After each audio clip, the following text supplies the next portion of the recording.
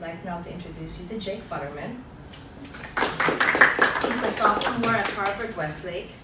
Future one is robotics.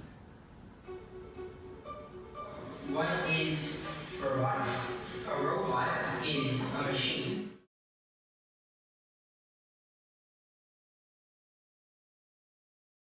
The whole process was a kind of a reworking of my expectations and making everything work out so the kids could learn, and it was amazing to watch. Are you saying Lego robotics? Yeah, Lego. They're made with Lego? Yep.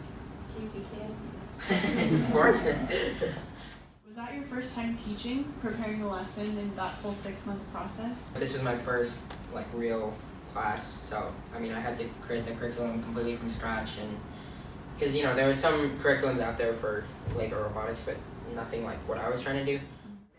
Mm-hmm. Yeah. Why did you decide to do robotics of all things? Yeah, question. that's a good question.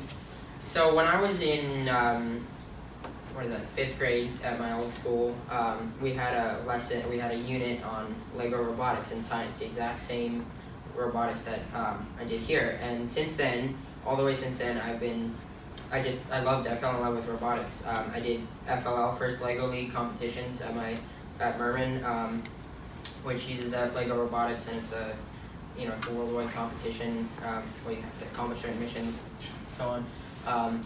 So I did that for a couple of years, and then this year I'm currently doing, and last year actually just came from robotics at Harvard Westlake. I'm doing Vex robotics now, and so robotics, I just chose it because I love it and it's fun and it's easy to learn with Legos. But it's not only about the physical robots, but it's about the teamwork and the problem solving and the logic and the thinking patterns and all that type of stuff that the kids don't have a lot of exposure to, and they don't spend a lot of time in school learning that type of thing. So we're putting them in teams, we're making them solve really complex problems and compete against each other.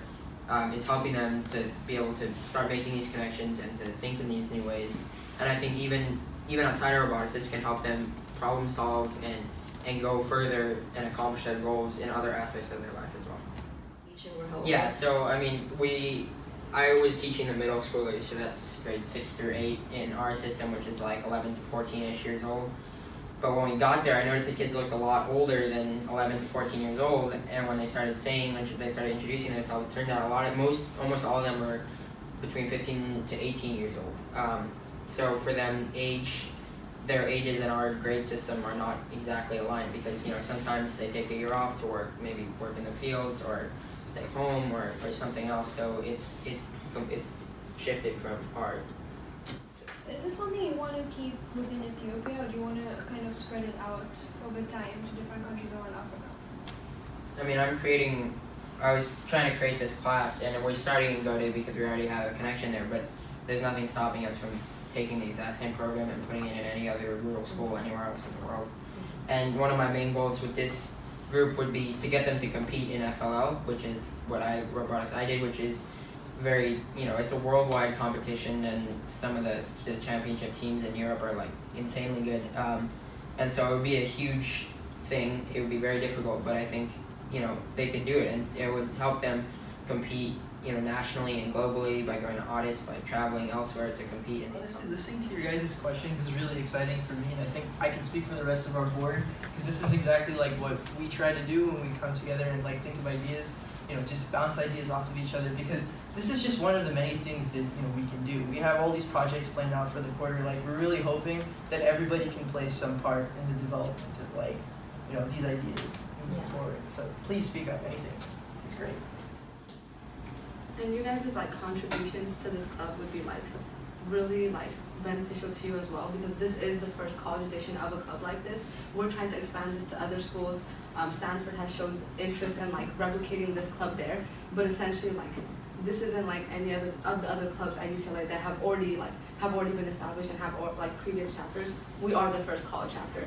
So by everything that you guys do, it makes a huge difference to the people back home, but also makes a difference for the future schools that can adopt this.